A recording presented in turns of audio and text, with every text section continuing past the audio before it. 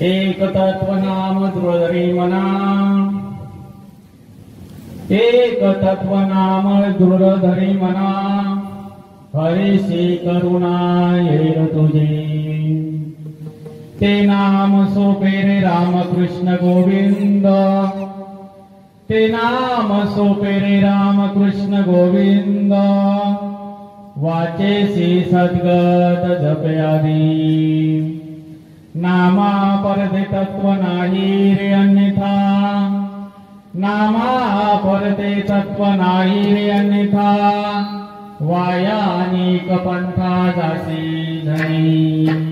ज्ञानदेव मौन जपमाडांतरे, दरोनी श्री हरी जपे सदा.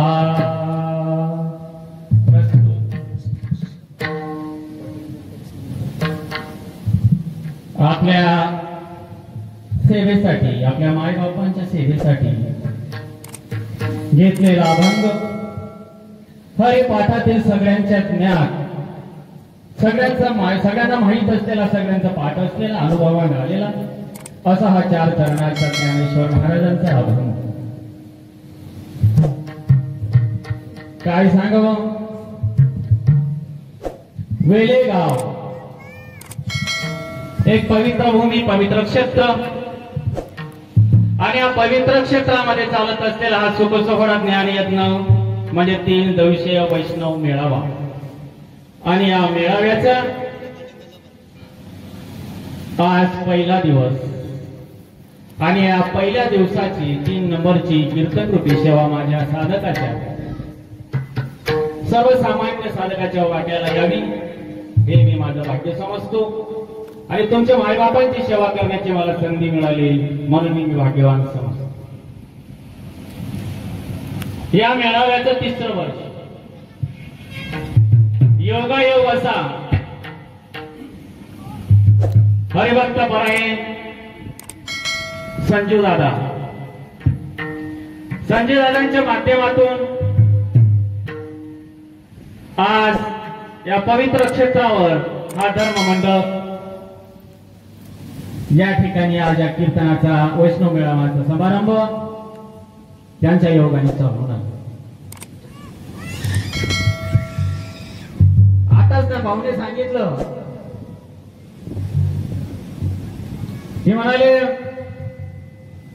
चांगल्या माणसाने जर माळ घातली तर मात्र कोणाला काही वाटत नाही, काही नाही म्हणे. परंतु थोडं जर काही असलं आणि असा मनुष्य असा माणूस जर चांगल्या वाटेवर आला तर मात्र एक आश्चर्याचा एक उत्साह तयार होतो आणि ते माझ्या संजू दादांच्या जीवनात श्रीपाद बाबा रामदास बाबा आले. पण ते कसे आले तुम्हाला सांगू. असा भाग्यवंत भाऊ ज्याची मुक्ताई बहीण बहिणीच्या माध्यमातून हा सुख सोहळा जीवनाचा सार्थक करण्याचा मार्ग आमच्या दादाच्या जीवनामध्ये आला. आणि आज या वेले गावाचं फार मोठं भाग्य की हा 3 दिवसीय वैष्णव मेळावा आज आपल्या गावामध्ये 3 वर्षापासून सुरू आहे. माझ्या वाट्याला जी सेवा आली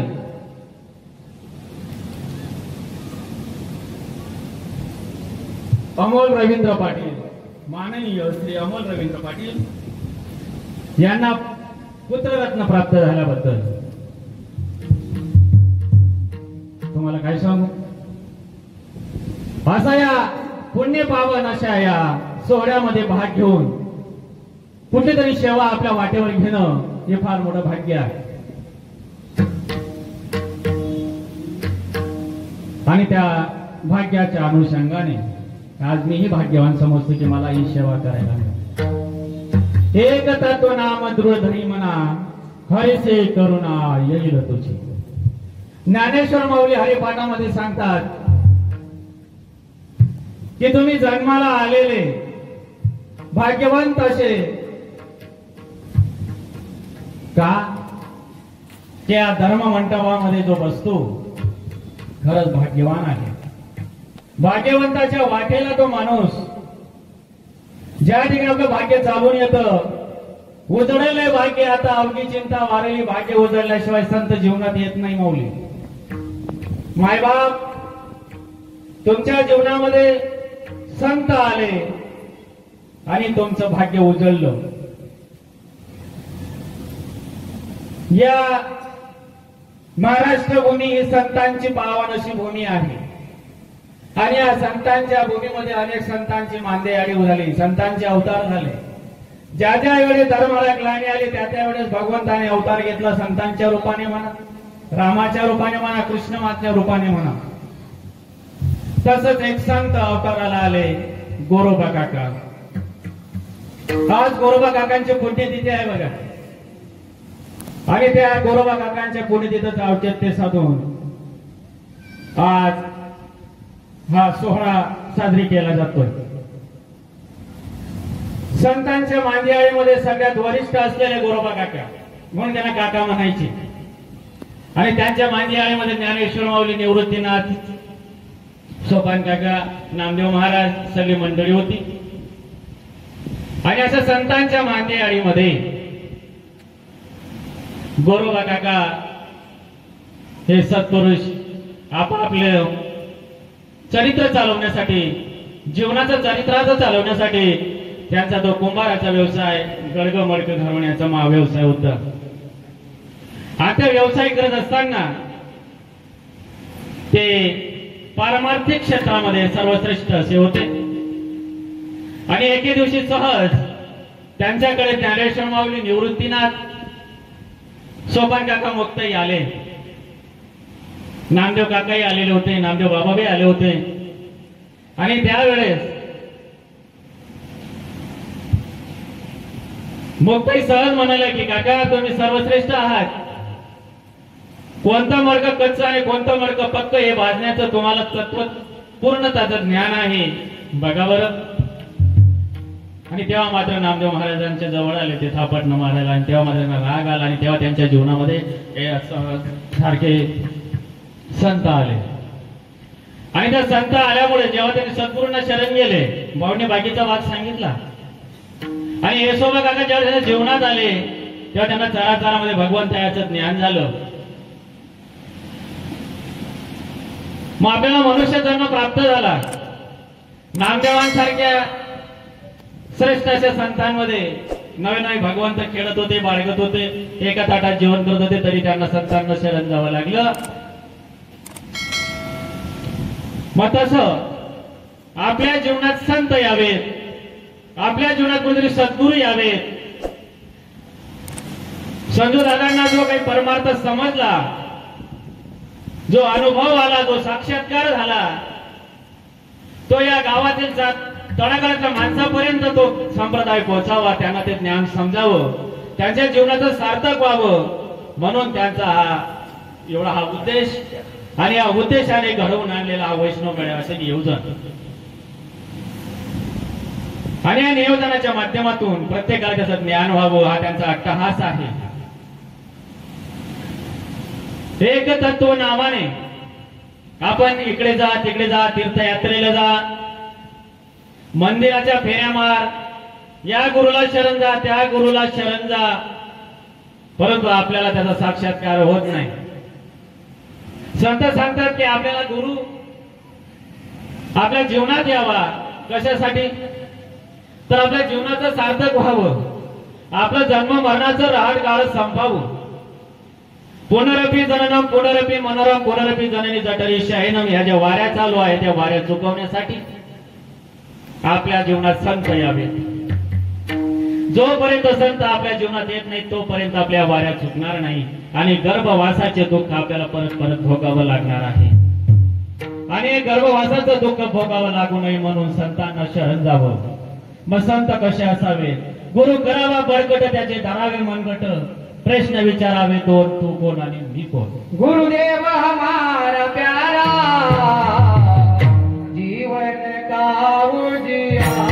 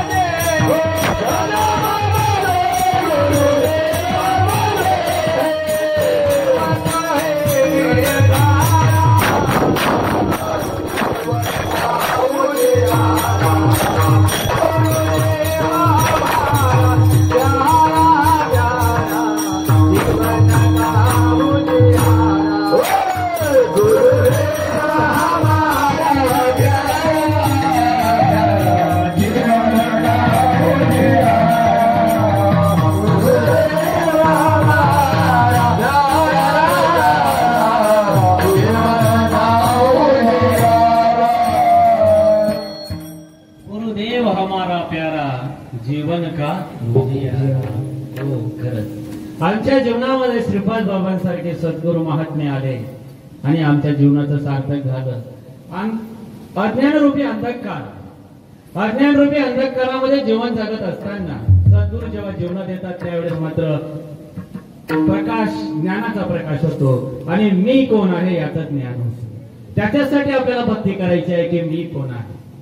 कारण 84 लक्ष येऊनी, एक एक येऊनी, कोटी कोटी फेरा फिरून हा मनुष्य जन्म आपल्याला प्राप्त झाला.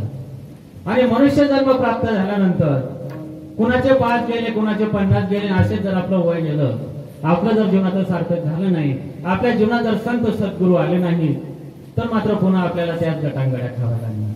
मानवा भजन कभी करना रे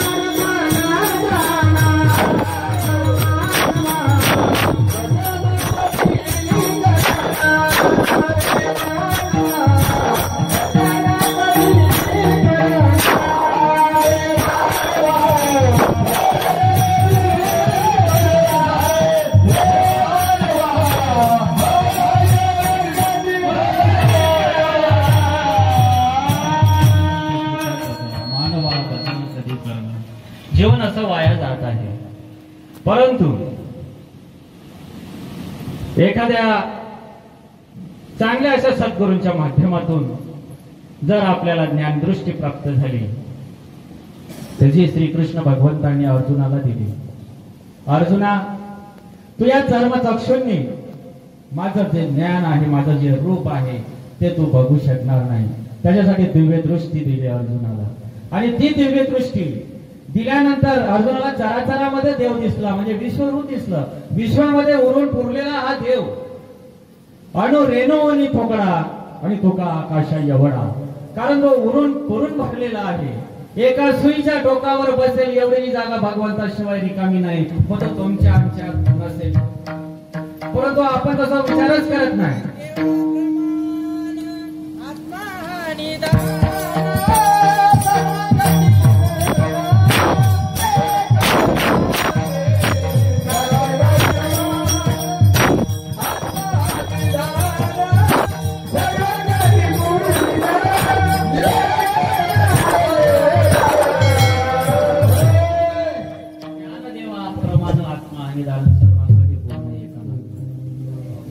प्रत्येकाच्या हृदयामध्ये तोच आहे.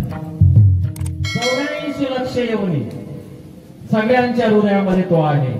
परंतु एकच माणूस असा आहे की त्याला विवेक दिला भगवान, आणि इतर येऊनीच्या ठाई आणि हा विचारच नाही. परंतु विचार करण्याची क्षमता, विचार करण्याची ताकद मानवाला प्राप्त झाली, परंतु मानवाने तो विचारच केला नाही. संतांनी आरोड्या मारून मारून सांगितलं. ज्ञानोबा, तुकोबा, नामदेवबा, एकनाथबाबा संतांची मांदियाळी झाली, परंतु कोणीही ऐकलं नाही. वाजत असे बोंब न ऐकते कानी, कोणीच ऐकलं नाही. ऐकलं फक्त भाग्यवंतांनी. कारण की बहुत पुण्याईने संत जीवनात येतात. खूप मोठा पुण्याचा साठा लागतो. तिळ तिळ पुण्य साचे. तव या विठ्ठलाने कृपा केली, आणि तेव्हा आपल्याला भगवंत कृपा करतो. म्हणजे काय की आपल्याला संतांची भेट होते. संत देचे देव, देवतेची संत. जेव्हा संत आपल्या जीवनात येतात तेव्हा भगवंत कळतो. परंतु भगवंताची कृपा झाल्याशिवाय आपल्याला संत जवळ येत नाही, संत भेटत नाही. जर भगवंताची कृपा झाली तर संत हे चालून येतात आणि आपल्याला भगवंताची ओळख करून देतात की तू कोण आहे. भगवंत हा बघण्याचा विषय नाही, भगवंत हा अनुभवाचा विषय आहे. म्हणून ज्ञानेश्वर माऊली सांगतात की एकतत्व नाम दृढ धरी म्हणा. जेव्हा तुम्ही एकतत्व नाम मनामध्ये दृढ धरणार, जे तुम्हाला तत्व सद्गुरूंनी दिलेलं आहे, त्या सद्गुरूंच्या कृपेने त्या तत्वाचं तुम्ही अनुसंधानावर याल. जेव्हा तुम्ही भगवंताशी एकरूप व्हाल तेव्हा तुम्हाला त्याचा अनुभव कळेल. तोपर्यंत तुम्हाला अनुभव करणार नाही की मी कोण. मग मुखी नाम हाती मोक्ष. संत एकच करतात की तू तो आहे. शुक याज्ञ वल्क दत्त कपिल मुनी आणि हरीशी जाणून हरी झाले.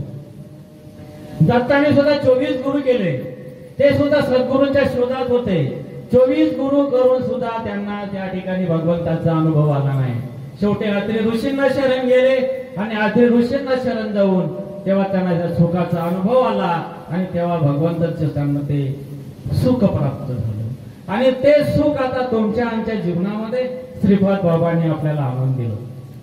ते सुखाची प्राप्ती आज श्रीपाद बाबाच्या साधक परिवाराला प्रत्येकाच्या ती सुखाची प्राप्ती झालेली आहे. आमच्या श्रीपाद बाबांनी एवढं प्रेम केलं, एवढं प्रेम केलं, एवढं प्रेम केलं, आणि त्या प्रेमाच्या अनुषंगाने सद्गुरू श्रीपाद बाबा भेटले आमच्या जीवनात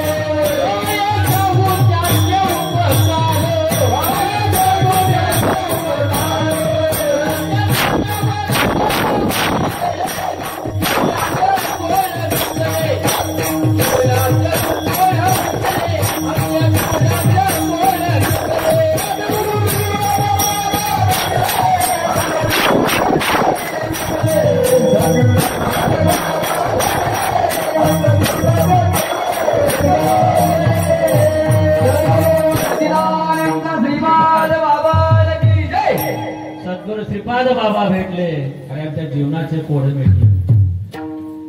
आमच्या जीवनाचा कोडच मिटलं. प्रत्येक साधक अनुसंधानावर आला आणि जीवनाचं कोड मिटलं.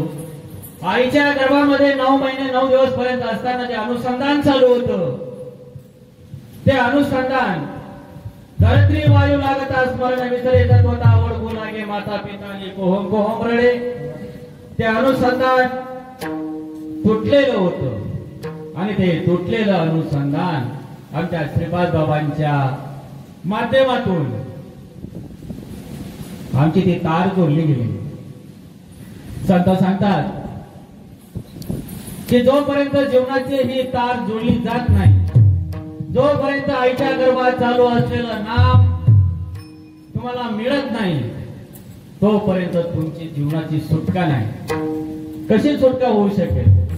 नुसतं तुम्ही रूपाची जर भक्ती केली तर रूपाच्या भक्तीतून प्रतिमेची पूजा करून तुमचं देहाचं सार्थक होणार नाही. तुमचा जन्म मरणाचं रहाट गाडत चुकणार नाही. तुम्ही झटकारे तुम्ही झटकारे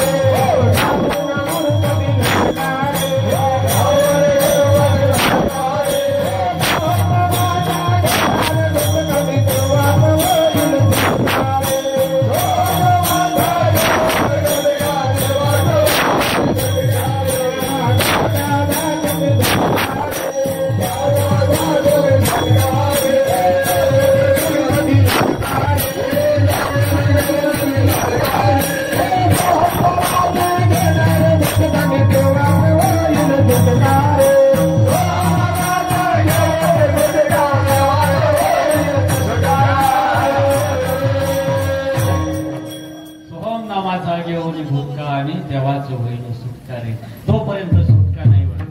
कितीही तुम्ही जर प्रतिमा पूजला, किती तुम्ही उपवास केले, व्रत केली, कितीही काही करावं, आयुष्य घाला तुम्ही व्रत वैकल्य करून, परंतु तुम्हाला भगवंताचा साक्षात्कार होणार नाही. म्हणजे तुम्हाला स्वस्वरूपाची प्राप्ती होणार नाही. तुम्हाला स्वस्वरूपाची प्राप्ती करून देण्यासाठीच भगवंतांनी याचं नियोजन केलेलं आहे.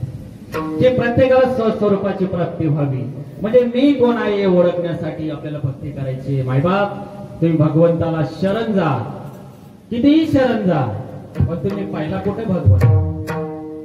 आपण जातो मंदिरात, पाया पडतो, कितीही जरी कोट्यावधी रुपयाची मूर्ती असू द्या, काही असू द्या, रत्न जडित असू द्या, परंतु तुम्ही मूर्ती जवळ गेल्यानंतर तुमचे डोळे आपोआप मिटले जातात. आणि डोळे मिटले जाऊन ते एक नैसर्गिक क्रिया आहे की ते एक असा संकेत आहे की आत जा, तो आत बसलेला आहे. जात करामात मग भेटेल पंढरी, तो आत बसलेला आहे.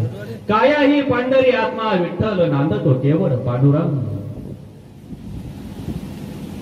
ते देहरूपी मंदिरामध्ये चैतन्य रूपी प्रभू माझा पांडुरंग प्रत्येकाच्या हृदयामध्ये बसलेला आहे.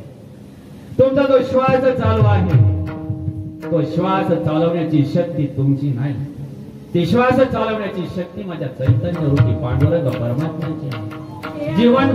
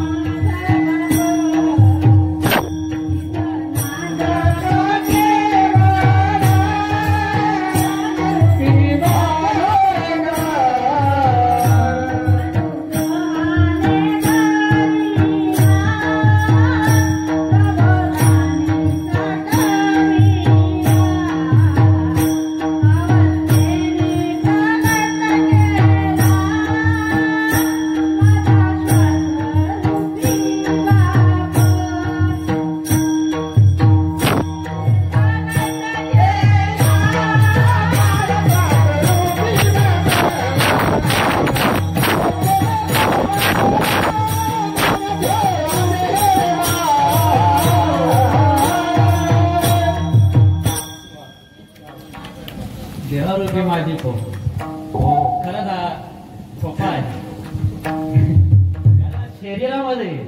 हे शरीर म्हणजे एक खोपा म्हटलं तरी चालेल.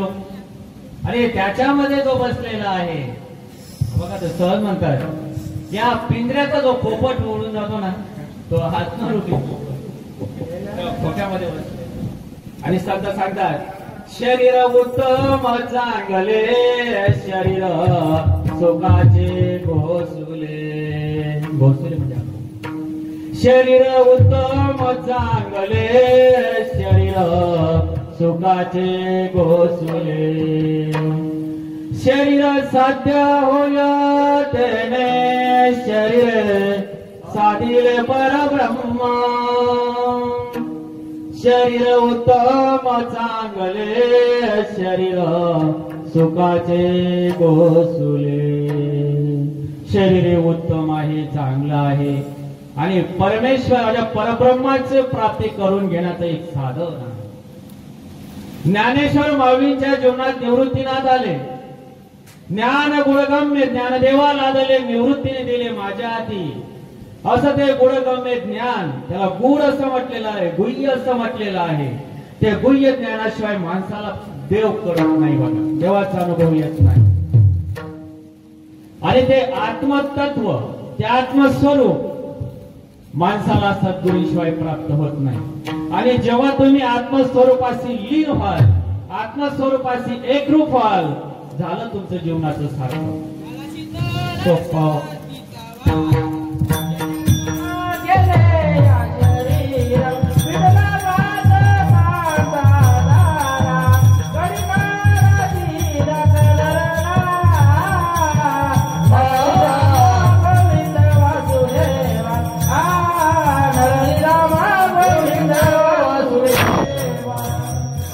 शीतल शांतीचा वारा. खरंच ज्यावेळेस आत्मस्वरूप प्राप्त होतं माणसाला, साक्षात्कार होतो, अष्टसात्विक भाव होतात, त्यावेळेस शांत शीतल असा वारा येतो, भाव येते. आणि तोच माझा परब्रह्माचा साक्षात्कार आहे. अष्टसात्विक भाव निर्माण होणं. या वेळे गावामध्ये पहिले सुरुवातीला नवीन काहीतरी वाटलं असेल की संजू दादांनी असं काय आणलं या गावामध्ये, असं अजून आम्ही तर काही पाहिलं नाही. इतके वर्ष होऊन गेले, परंतु असं सहज पैराणी आपण म्हणतो घुमणं असे त्याला. हे लोक घुमतात पण हे काय विचित्र काम आहे, हे काय विचित्र आहे. परंतु माझे मायबापू, हा सत्य संप्रदाय आहे, अनादी काळाचा संप्रदाय आहे, नवे नवे खरं वाक्य संप्रदाय आहे. आतापर्यंत गोवा लोकांनी तुम्हाला आम्हाला कोणी सांगितलं नाही, कोणीच सांगितलं नाही. तर मला ग्लानी आली म्हणून माझे श्रीपाद बाबा ज्ञानदेवाचा अवतार, ज्ञानदेवांचं अपूर्ण असलेलं काम पूर्ण करण्यासाठी माझ्या श्रीपाद बाबा रामदास बाबांचा अवतार झाला आणि आपल्याला ते ज्ञान प्राप्त झालं. जी अवस्था होते, अष्टसात्विक भाव होता, तो एक भगवंताविषयी जागृत असलेला तो एक जिव्हाळा आहे की ज्या वेळेस यात्रेमध्ये फिरत असताना लहान मुलगा सोबत आहे आईच्या, आई आणि मूल फिरत आहे, परंतु अचानक बाळाची आणि आईची ताटातूट झाली आणि ते बाळ आईपासून बाजूला झालं आणि आई त्याला शोधू लागली. बाळ काही सापडेना. जेव्हा बाळ सापडेना तेव्हा त्या आईची जी अवस्था, आणि काहीतरी काळानंतर ते बाळ अचानक डोळ्यासमोर दिसलं, तेव्हा त्या आईची अवस्था. मग बघा, त्या आईला विचारा की हरवलेलं मूल जेव्हा आईच्या दृष्टीस पडलं, आई अशी त्याने आरुणी मारली, तेव्हा त्या आईच्या ज्या भावना जागृत झाल्या, जो जिव्हाळा जागृत झाला, त्याला भाव असं म्हणतात.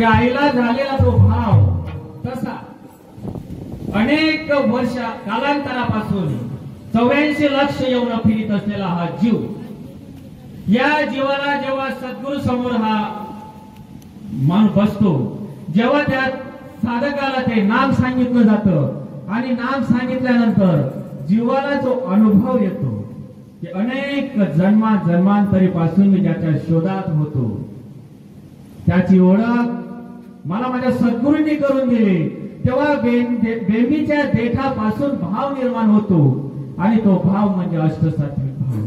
कोणी रडतं, कोणी हसतं.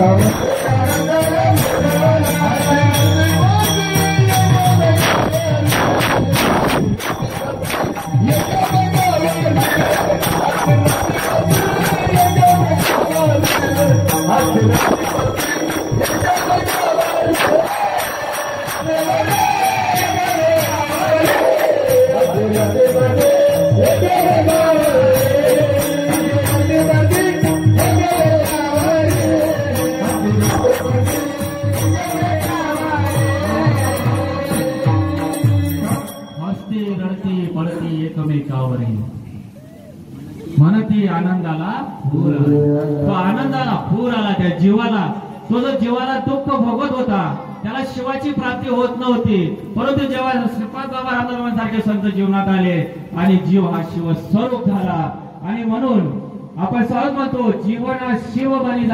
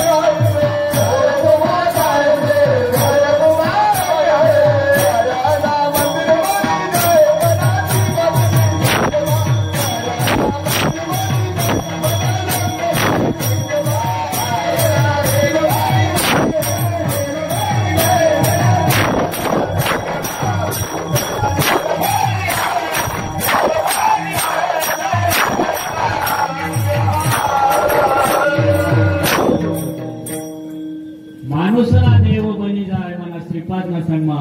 आणि खरंच तुम्हाला सांगू का, तुमच्या गावामध्ये एक जिवंत असं उदाहरण, माणूसना देव बनी जाय म्हणा श्रीपाद न सन्मा. आमचे संजय दादा खरंच देव झाले हो. काय सांगू तुम्हाला, जेव्हा दादा आमच्या फोनवर बोलतात ना, आनंदाच्या उकड्या फुटतात. ते म्हणाले बस श्रीपाद बाबाशिवाय मला दुसरं काहीच समजत नाही.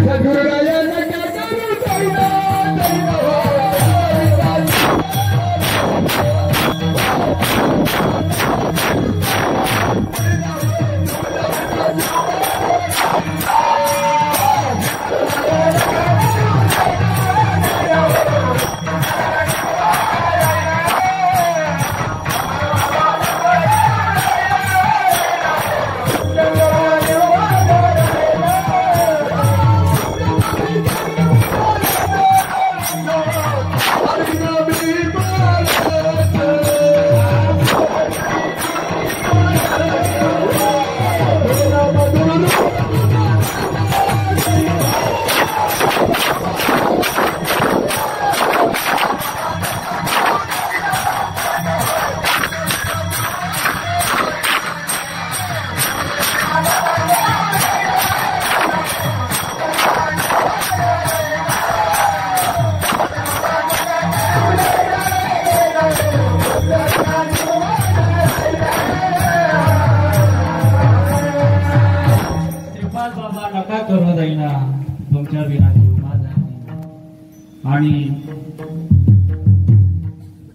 श्रीपाद बाबा रामदास बाबा त्यांच्या चरणाचे एकरूप झालेला माझा हा श्रीपाद परिवार. आमचे गुरुवर्य रावसाहेबजी बाबा, आमचे गुरुवर्य धनराजजी बाबा यांच्या मार्गदर्शनाखाली काय सांगावं आमचे बाबा रावसाहेबजी बाबा. आम्ही श्रीपाद बाबांच्या संगतीत काही दिवस होतो, काही काळ होतो, परंतु बाबा गेल्यानंतर जेव्हा मी 87 साली अनुग्रह घेतला तर 92 सालापर्यंत जो काळ गेला, परंतु त्यानंतर माझा काही काळ मी नव्हतो. परंतु नंतर रावसाहेबजी बाबा धनराजजी बाबा जेव्हा आमच्या जीवनात आले तेव्हा माझा आपल्यासाठी ते खरं श्रीपाद बाबा रामदास बाबा आहेत. रावसाहेबजी बाबा यांच्या शब्दामध्ये एक एक असं गुण लपलेलं असतं. जेव्हा ते आम्हाला ज्ञानाचा वर्षाव करतात तेव्हा डोळ्याला अश्रू येतात, लाटा फुटतात, लावाच्या उसळ्या फुटतात आम्हाला.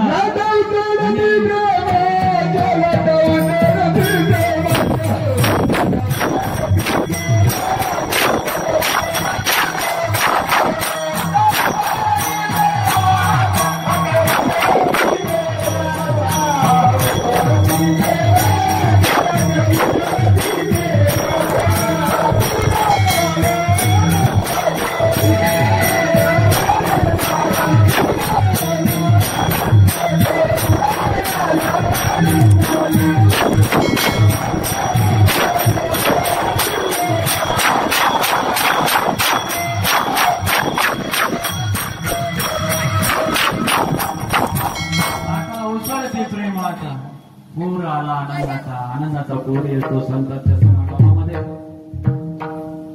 वैष्णव मेळावा झाला की 8-15 दिवस गेले की आम्हाला की आम्हाला केव्हा आमच्या संतांची भेट होईल, केव्हा आम्ही आमच्या सगळ्यांना भेटू, आम्ही यांना कसं आम्हाला त्यांचं दर्शन होईल असं आम्हाला ध्यास लागलेला असतो. जेव्हा आमच्या श्रीपाद बाबा रामदास बाबांचं प्रेम जिव्हाळा, नातेवाईक विसरून जातो माणूस, भाऊबांची विसरून जातो, एवढा माझ्या श्रीपाद बाबा रामदास बाबांच्या या परिवारामध्ये एवढा जिव्हाळा आणि प्रेम आहे, काय सांगू तुम्हाला. म्हणून माझ्या प्रत्येक बांधवाचं मायबापाचं सार्थक व्हावं याच्यासाठी माझ्या संजू दादांनी केलेलं हे नियोजन. माझे मायबापा समजून घ्या, ज्यांनी समजून घेतला हा संप्रदाय त्यांच्या जीवनाचं सार्थक आहे. ज्यांनी अजून समजून घेतला नसेल त्यांनी समजून घ्या, हा संप्रदाय अनादी कालापासूनचा आहे. हा संप्रदाय माझ्या ज्ञानोबा तुकोबाचा आहे, माझ्या एकनाथ बाबाचा आहे, माझ्या नामदेव बाबाचा आहे. नवे नवे सूर्य म्हणू इक्ष्वाकू श्रीकृष्ण भगवंतांनी दिलेला अर्जुनाला बोध, संजयाला दिलेली व्यासाची दृष्टी, तीच दृष्टी आज तुम्हा आपल्याला भेटलेली आहे. काय भाग्यवान आहोत आपण.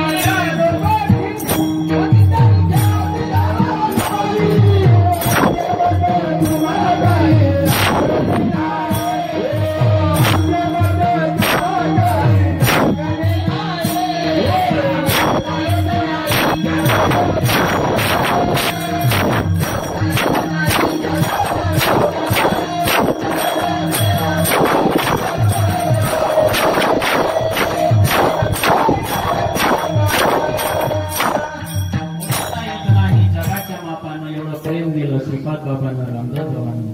प्रत्येक वस्तूला माप आहे, परंतु आमच्या सद्गुरूंनी आम्हाला जे प्रेम दिलं त्याला माप नाही बघा. जशी हवा पूर्ण जगामध्ये भरलेली आहे, जर श्वास भरलेला आहे, हवा जशी चराचरामध्ये एक आहे, तशा माझ्या सद्गुरूचा आणि आमचा भाव भगवंत जाणून दिला की जो श्वास चालू आहे जसा तो एक आहे, सूर्य एक आहे, पाणी आणि पाण्याचा पातळपणा जसा पाण्यापासून वेगळा नाही आहे, तसा देव आणि तुम्ही वेगळे नाही. तुम्ही आणि देव एक आहे, फक्त त्याची तुम्हाला ओळख नाही.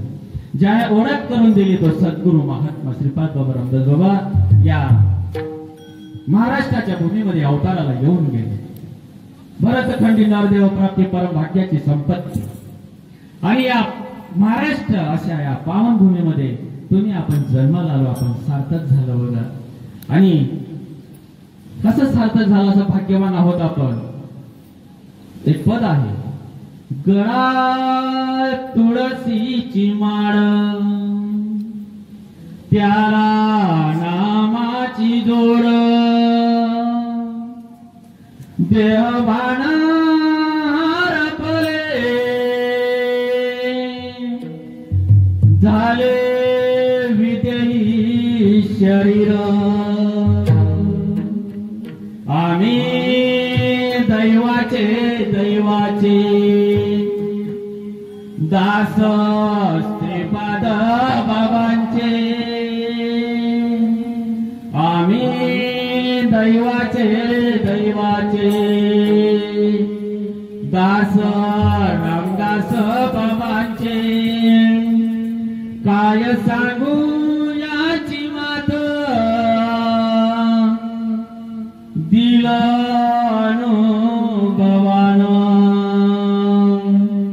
अनुभव आले अंगा. काय सांगू त्याची मात विसरून गेलो आम्ही कल्पना विमान. माणसाला देवाचं देवपण मिळालं, माणसाला देव समजला. देव हा अनुभवाने समजतो. कांदा चिरला म्हणजे डोळ्याला पाणी येतं, चटका लागला म्हणजे हाताला फोड येतो, शिव्या दिल्या म्हणजे राग येतो. आणि देवाचं भजन केलं म्हणजे मग अनुभवच नाही. देवाचं भजन केलं म्हणजे त्याचा सुद्धा अनुभव यावा. नाम उच्चारिता कांते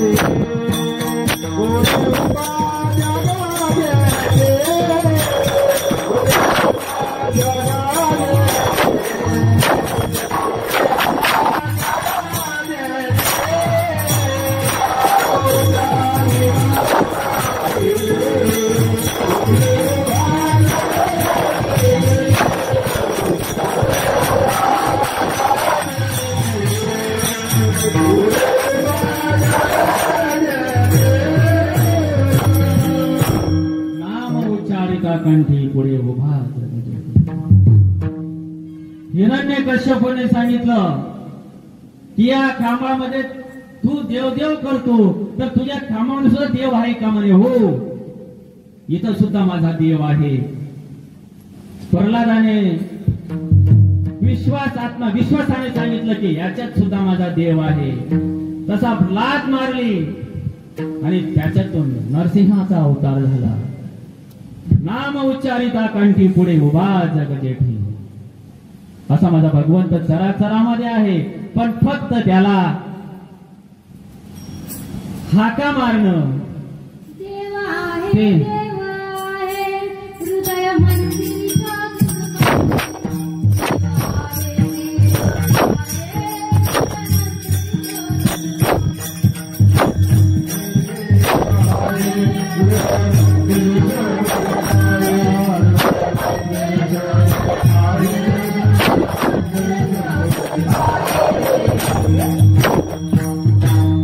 देव आहे.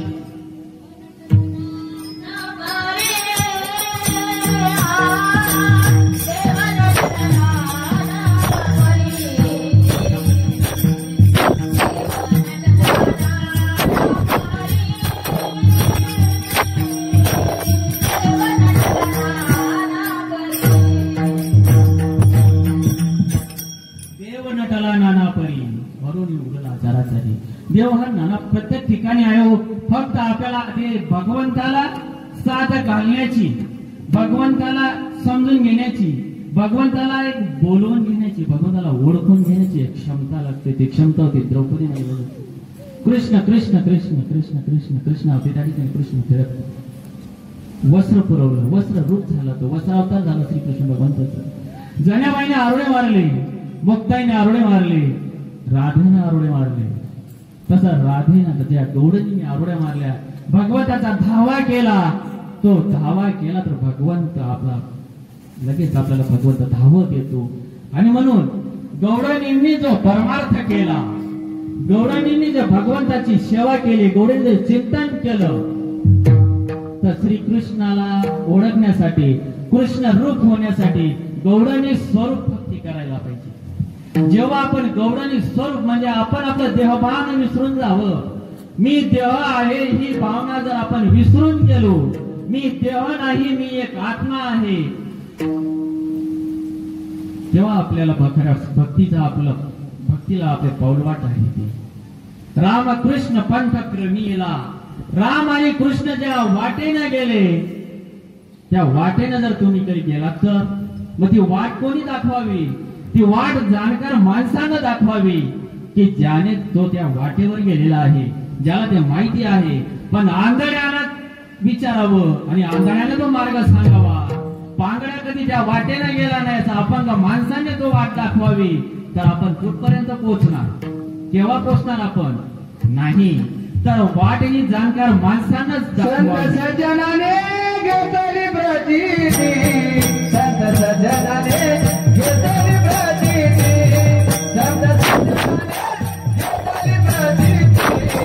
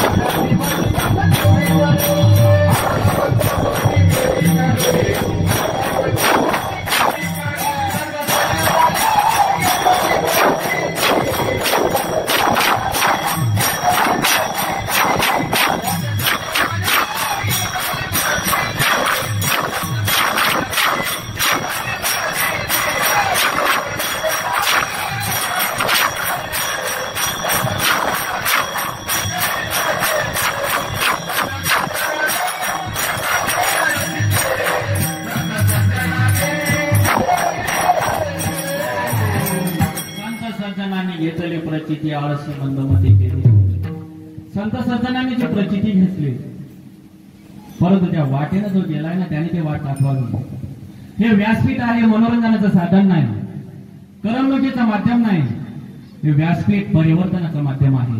संगती करावी सदा सज्जनाची, संगती करावी सदा सज्जनाची, संगती करावी सदा सज्जनाची, संगती करावी सदा सज्जनाची, सदा दुर्जनाची, सावलीला सावी, सदा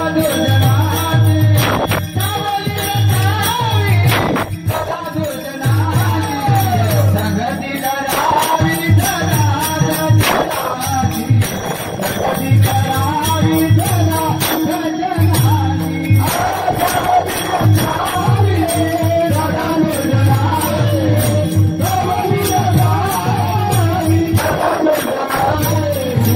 संगती करावी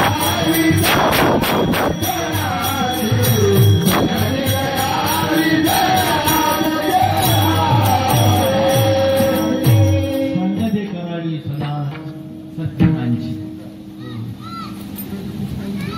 नुसतं पाठांतर करून काय 5-10 अभंग पाठ करून वक्तृत्व मांडण्यासाठी जर आपण व्यासपीठावर उभे असलो आणि त्या बुवानं तुम्हाला जर ज्ञान सांगितलं असेल करमणूक केली असेल, काय महाराज चांगला होता हो, त्याच्यासाठी एक व्यासपीठ नाही. हे व्यासपीठ अनुभवाचं आहे. या व्यासपीठावर नामदेव महाराज कीर्तन करायचे. कीर्तनाचं कीर्तन साधन असतो. कीर्तन करायचे तर देव पुढे नाचत होता. नामदेव कीर्तन करी पुढे देव नाच पांडुरंग, नाचता नाचता देवाचा गळा पितांबर करून जायचा तरी देवाला त्याचं भान राहायचं नाही. एवढं कीर्तनाचं माध्यम आहे. कीर्तन म्हणजे बघा, औंढ्या नागनाथला नामदेव महाराज कीर्तन चालू होतं. एवढं कीर्तनाचं महात्म्य आहे की त्या बुवा लोकांनी त्यांना कीर्तन करू दिले नाही की म्हणाले कीर्तन करण्याचं साधन आहे, तुम्ही मंदिराच्या पाठीमागे जा. तिथं नामदेव महाराजांनी कीर्तन मांडलं आणि देव औंढ्या नागनाथला मंदिर फिरलं. बघा, फिरविलं देव जगामध्ये ख्याती, नामदेव हाती दूध प्याला. एवढ्या या कीर्तनाचं महात्म्य आहे, कीर्तनाचं सामर्थ्य आहे. आणि या एवढ्याच व्यासपीठावर जर तुम्हाला हसवणूक करून घराघरातल्या गोष्टी सांगितल्या जात असतील तर काय त्या व्यासपीठाला महत्व आहे. या ठिकाणी अनुभवच सांगितला गेला पाहिजे. या ठिकाणी साक्षात्कारच सांगितला गेला पाहिजे. नवे नवे देव कोण